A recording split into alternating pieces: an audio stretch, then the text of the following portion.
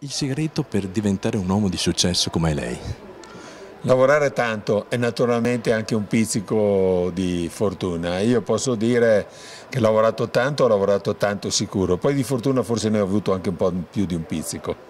Quindi un consiglio che darebbe a un giovane d'oggi che ha difficoltà di trovare lavoro?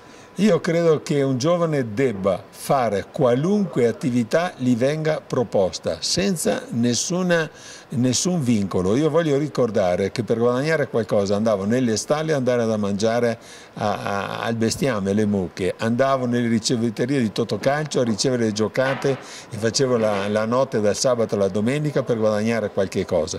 Cioè, qualsiasi attività mi venisse offerta io la accettavo, in attesa naturalmente, questo ero ancora studente, poi i miei tempi erano tempi un po' più fortunati forse di questi, perché appena diplomato avevo subito l'offerta in banca, ma al di là di questo, prima di diplomarmi io ho sempre lavorato l'estate, durante l'inverno eccetera, qualunque attività mi venisse offerta, e credo che il segreto sia questo. In un momento di crisi che sta attraversando la nostra nazione, cosa consiglierebbe al risparmiatore?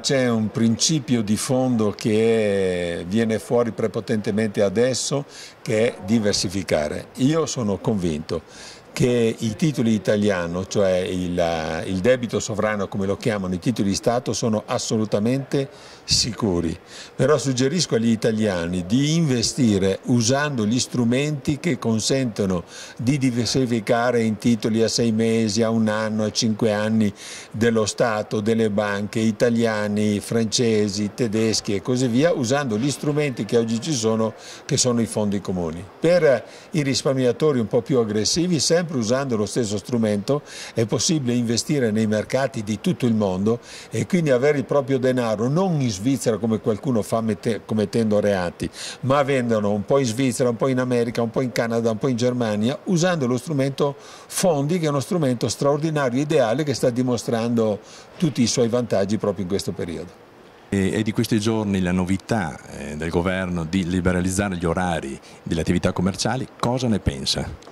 Io sono favorevole, vengo da esperienze fatte negli Stati Uniti, a New York. Per esempio sono passato alle 11 del mattino davanti a un negozio di antiquario di robe russe, mi sembrava, e c'era fuori un cartello che lui apriva solo a mezzogiorno, o passare di notte e trovare dei supermercati aperti per fare qualunque acquisto. Io credo che la libertà sia il fondamento di ogni iniziativa e sia il valore più importante che oggi ha l'essere umano.